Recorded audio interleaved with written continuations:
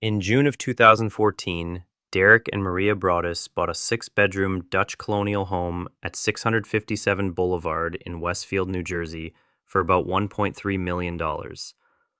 Westfield is the kind of affluent, quiet suburb people move to specifically because it feels safe. Good schools, tree-lined streets, the whole picture. The Broadduses had three young kids, and this was supposed to be the house where all their family memories happened.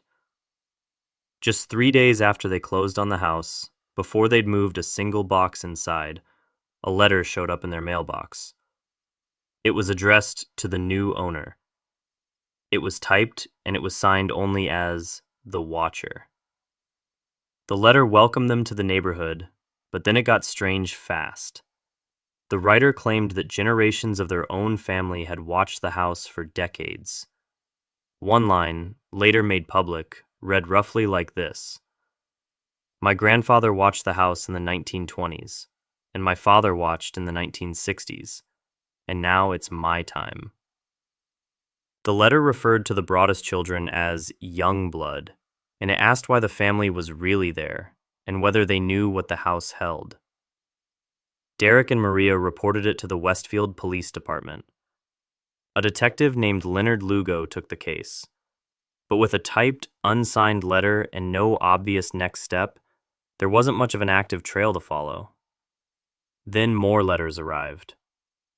Over roughly the next year and a half, at least 4 were documented. Each one referenced the family more specifically.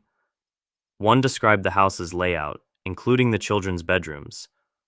Another included a deeply unsettling line about the basement, asking whether the kids would be too afraid to play down there alone, adding that if you were upstairs, you'd never hear them scream.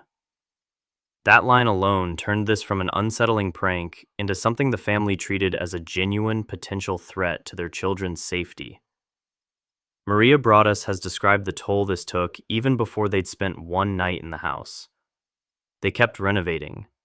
They kept bringing the kids by during the day to work on the place, all while watching for anyone who seemed to be paying too much attention to the property.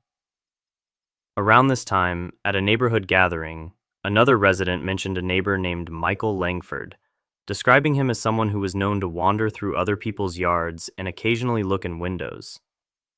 That was enough to make Langford Derek's first real suspect. Investigators looked into him. They found no evidence connecting him to the letters, and he was ultimately cleared. So this wasn't a case with an obvious villain from day one. It was a case that kept producing suspects and kept clearing them, one after another, while the letters kept coming. As the case became public, it exploded far beyond Westfield. National news picked it up. It became one of the more talked about unsolved mysteries in the country, mostly because of how strange the premise was. An affluent family, a beautiful home, and an anonymous stalker with no clear motive and no clear identity. The investigation itself became genuinely difficult for police, for a simple reason. There wasn't much physical evidence to work with. No fingerprints on the letters, no return address. What investigators did find was DNA on one of the envelopes, and testing suggested it came from a woman. That detail redirected suspicion toward Michael Langford's sister, Abby Langford, a local real estate agent. Investigators reportedly obtained a discarded water bottle of hers to compare DNA.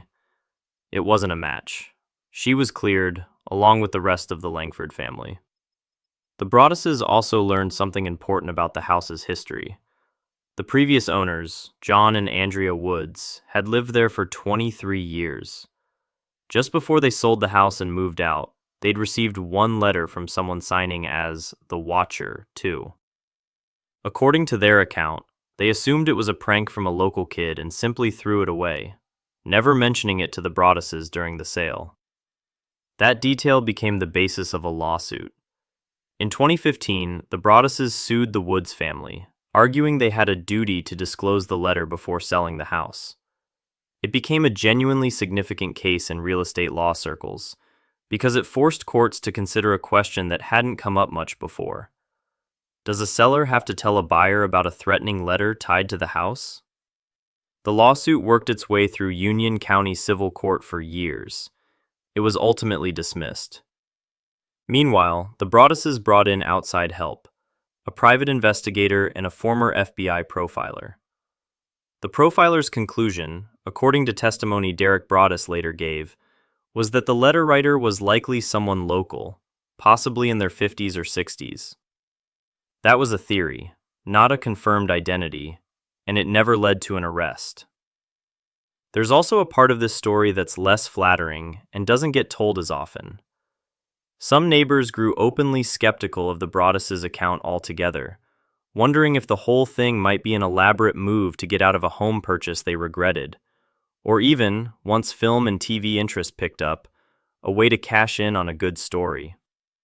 And in a strange twist that came out later in a 2018 magazine interview, Derek Broaddus admitted that in 2017, he had anonymously sent his own letters to neighbors who'd criticized the family on a local Facebook group. That's a separate incident from the Watcher letters themselves, but it muddied the waters around a family already living inside a story nobody could verify. None of that proves the Broadduses invented the original Watcher letters, but it's part of the honest record of this case, and leaving it out would be telling only the version of the story that's cleanest for a video. Derek and Maria Broaddus never spent a single night in the house they bought. Instead, they tried to sell it. Tried to get permission to tear it down and subdivide the lot, and were rejected by the Westfield Planning Board in January of 2017. They sued over that decision too. Eventually, in 2019, 5 years after the first letter arrived, they sold 657 Boulevard for $959,000, about $400,000 less than what they'd originally paid for it.